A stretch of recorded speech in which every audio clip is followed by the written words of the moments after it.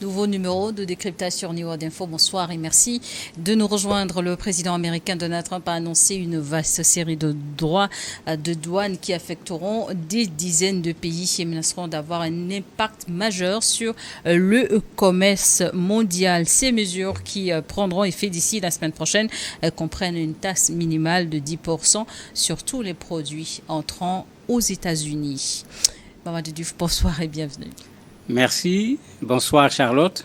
Et quelles sont vos premières impressions sur cette annonce faite par le président américain Donald Trump? J'ai l'impression que c'est quelqu'un qui veut remettre en cause ce qui a été théorisé pendant longtemps comme étant la mondialisation. Qu'on se rappelle que avant l'OMS, puisqu'aujourd'hui on parle, l'OMC plutôt, on parle d'Organisation mondiale du commerce, il y avait ce qu'on appelait le GATT, qui était un peu l'organisation qui gérait les principes concernant les tarifs douaniers entre les pays pour ce qui concerne le commerce. C'est l'ancêtre un peu de l'Organisation mondiale du commerce. Donc il y a eu une tentative de faire une sorte de réglementation pour le commerce mondial. C'est pourquoi vous voyez la Chine, en même temps qu'elle réplique aux taxes de douane des États-Unis, la Chine a saisi l'OMC. Et si vous vous rappelez, dans ce cadre-là, toujours, on a bousculé la Chine même pour venir rentrer dans l'OMC parce qu'à un certain moment, la Chine n'était pas membre de l'Organisation mondiale du commerce puisque ça ne l'arrangeait pas totalement, puisque la Chine, en tant qu'industrie pratiquement du monde aujourd'hui, produisant et vivant économiquement, surtout sur la base de ses exportations, la Chine n'avait pas beaucoup d'intérêt à cette réglementation de façon très très forte. Donc il y a une sorte de déréglementation que Trump est en train de créer aujourd'hui sur le commerce mondial et les conséquences, on ne les mesure pas encore exactement pour le moment, bien qu'on voit quelques indications avec la bourse qui tombe de plus en plus, le coût du pétrole, le baril du pétrole qui chute, etc. Il y a des signes qui peuvent être dangereux parce que ça, ce n'est plus une guerre entre les États-Unis et la Chine principalement, mais nous risquons nous-mêmes de payer des pots que nous n'avons pas cassés.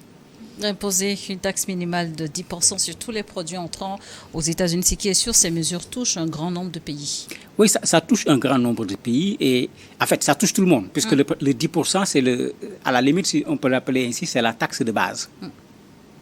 Ça peut grimper encore. C'est pour tout le monde. Ça, on le fait parce qu'il a besoin d'argent. Parce que ça, il faut le dire, les États-Unis sont très endettés. Ça, tout le monde le sait. C'est le pays qui est endetté de façon extraordinaire. Il a besoin d'argent. Il veut avoir l'argent à l'intérieur du pays en taxant, c'est de la fiscalité, mais il va récupérer énormément d'argent. Qu'il va récupérer des Américains parce que quand les gens amèneront leurs produits, la taxe qu'on ajoute qui augmente le prix du produit, la taxe va dans les caisses de l'État. Donc il y a un Trump qui est en train de remplir les caisses de l'État en mettant les Américains dans des difficultés, en les obligeant à acheter plus cher. Il y a un Trump également qui est dans le embaucher américain, c'est-à-dire donner du travail aux Américains, mais il est également dans le acheter américain. C'est-à-dire obliger les Américains à préférer les produits du pays d'abord, et ensuite ceux qui veulent vendre aux États-Unis, venez produire à partir des États-Unis, cela va vous amener à embaucher les Américains. Donc c'est le Trump vrai quoi, American first, comme il le dit. Les États-Unis d'abord, en ne tenant pratiquement pas compte de ce qui se passe ailleurs. La taxe de 10%, ça va être ça. Même nous autres qui amenons là-bas des matières premières.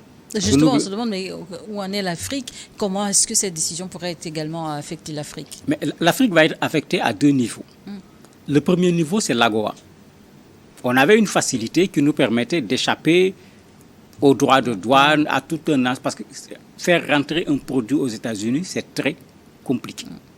AGOA nous avait facilité la tâche. Ceux qui avaient leur cacao envoyaient leur cacao, d'autres envoyaient leur beurre de karité, d'autres envoyaient du soja, etc. Ça avait facilité l'accès pour certains de nos produits. Ça avait facilité l'accès également pour le textile. Quand on parle du Lesotho, beaucoup de gens ne comprennent pas pourquoi la taxation est aussi forte. Le Lesotho a développé toute une industrie textile à partir de AGOA et 80% de la production va aux États-Unis.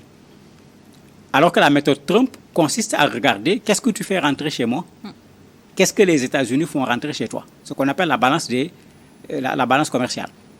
Quand il regarde la balance commerciale, quand il y a le déficit, il il y a un jeu qu'on fait pour calculer. La règle normale serait que les États-Unis augmentent leurs propres exportations vers l'autre pays pour équilibrer la balance commerciale ou bien la rendre excédentaire pour les Américains. Mais Trump a utilisé la méthode la plus facile. Il regarde le déficit, ils font un calcul, on ajoute des taxes sur les droits de douane pour équilibrer la balance. Ce qui est quand même très méchant comme méthode de la part de Trump, qui ne tient compte de pratiquement personne. Et comme j'ai dit, ce n'est pas du Trump contre tous, mais c'est du Trump contre chacun. Parce qu'il n'essaie pas de combattre tout le monde en même temps, parce qu'en même temps, il ouvre en disant ceux qui veulent discuter, venez, je suis pressé de signer un accord avec vous. Même la Chine, malgré les taxes, il dit, venez, je suis prêt à signer. Mais la signature, ça sera toujours dans ce qui arrange les États-Unis, et je crois qu'il faut que les gens se ressaisissent. Pour le continent africain, la meilleure solution, je le répète tout le temps, il faut qu'on donne de la valeur à l'Union africaine. Chacun de nos pays pris individuellement devant les États-Unis ne pèse absolument rien. Si vous regardez les importations qui arrivent au niveau des États-Unis, ça fait à peu près 3 830 milliards de dollars. L'Afrique ne fait même pas 1%, c'est 0,76%.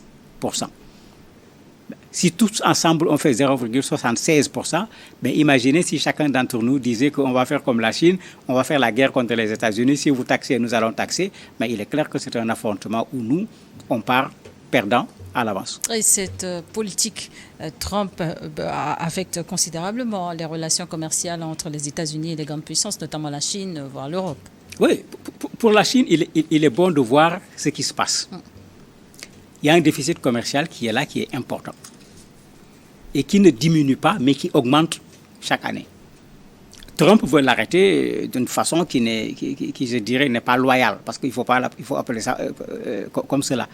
Les États-Unis devraient se débrouiller, faire des produits, pouvoir les amener en Chine, les vendre en Chine, pour rééquilibrer leur balance commerciale.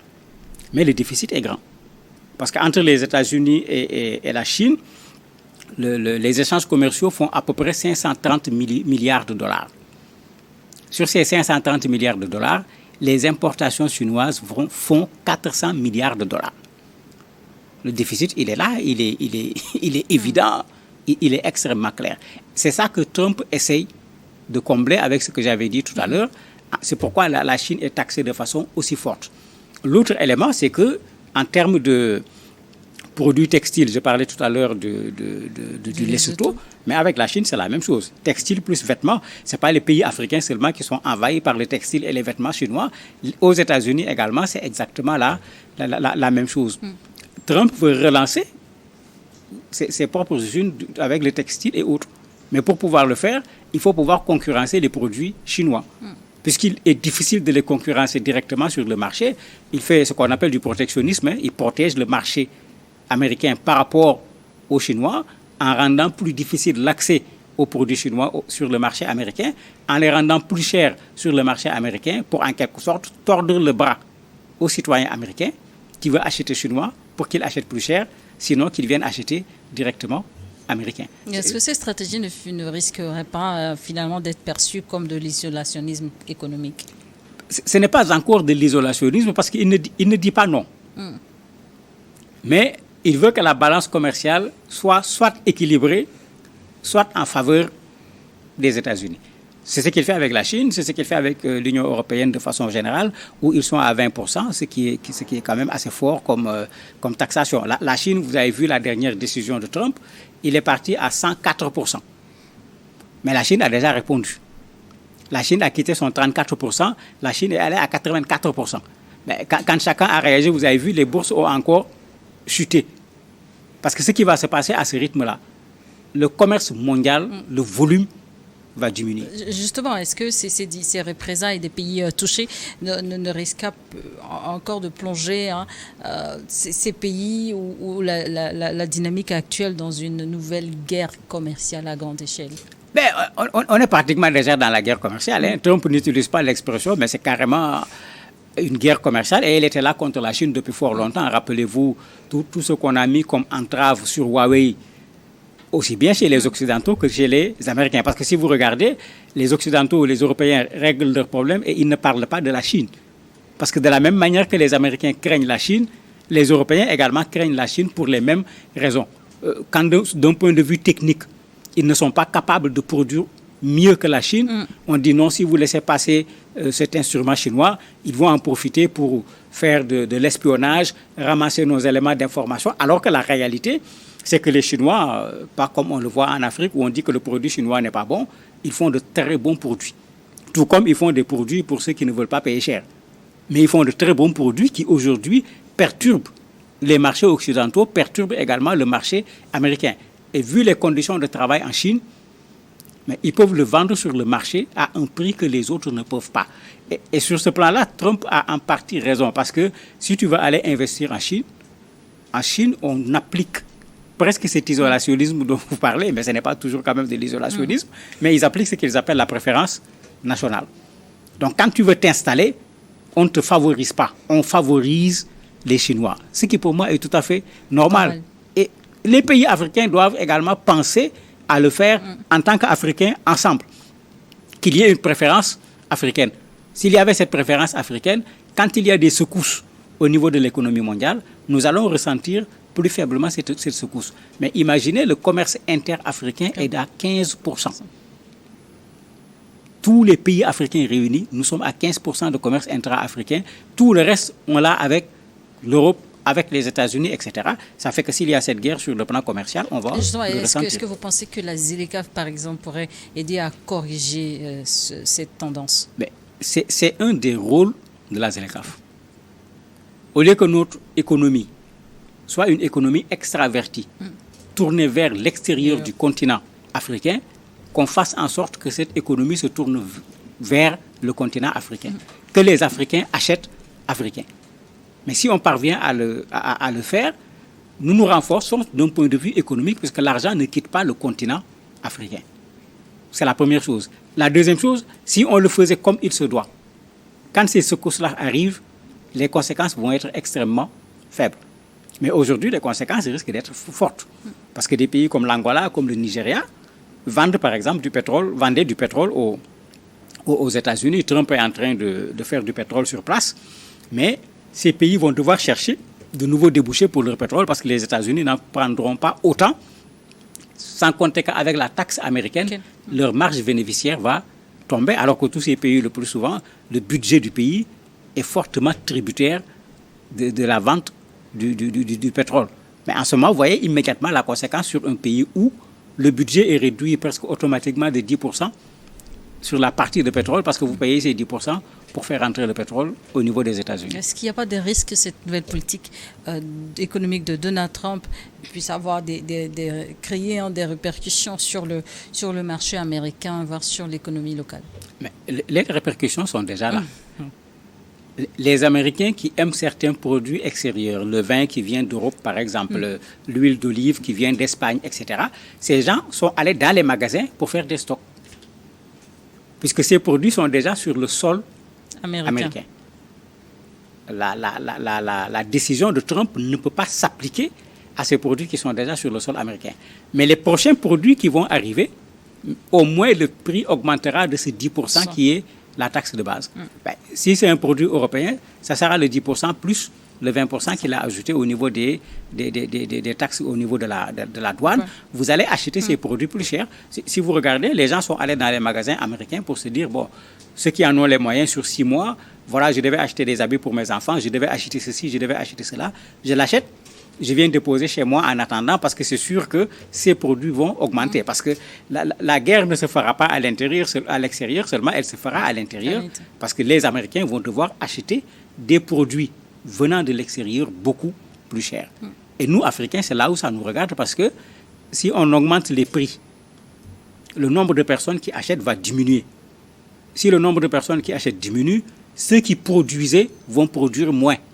Si ces gens-là venaient chercher des matières premières chez nous, mais s'ils continuent à venir, ils ne prendront plus la même quantité qu'ils prenaient parce qu'ils vont produire moins. Donc il y a ce commerce qui est là, qui se répercute sur un certain nombre de choses. Et il faudrait qu'on pense africain, au lieu d'être là à vouloir séparer la Chine des États-Unis, occupons-nous de nos propres problèmes pour que les prochaines fois, qu'on ne dise pas à chaque fois, il y a guerre ici, nous avons les conséquences, il y a guerre économique là-bas, nous avons les conséquences, que l'Afrique puisse avoir sa propre résilience sans pour autant dépendre des autres. Et on se souvient très bien de la crise du blé, après en tout cas le déclenchement de la guerre en Ukraine. Pour revenir aux États-Unis, quel impact ces décisions de Donald Trump pourraient avoir sur la perception même de l'administration Trump? Trump, c'est un imprévisible. Tout le monde est d'accord là-dessus. Trump, c'est un homme d'affaires. Si on parlait d'entreprise, il fait une sorte d'OPA, quoi. C'est une offre publique d'achat, ce n'est pas exactement la même chose, mais c'est ce qu'il est en train de faire. Son pays a besoin d'argent. Et comme pour lui, les États-Unis et les Américains sont meilleurs que tout le monde, et c'est eux qui doivent vivre mieux que tout le monde, mais il est prêt à mélanger tout le reste du monde pour permettre aux Américains de vivre d'une certaine façon. Et ce qu'il veut retirer comme argent à travers ces taxes de douane, il va le faire. Parce qu'il faut le reconnaître, les États-Unis sont un marché, pas seulement à cause du nombre de sa population, mais à cause du niveau de vie également, du pouvoir d'achat. Ce n'est pas parce que tu as un très grand nombre de populations que les gens ont un certain pouvoir d'achat. Le pouvoir d'achat participe à l'achat. Et c'est pourquoi la Chine particulièrement risque d'avoir des problèmes. Parce que là-bas, c'est un espace où on achète. Ici, c'est un espace où on produit pour aller vendre là-bas.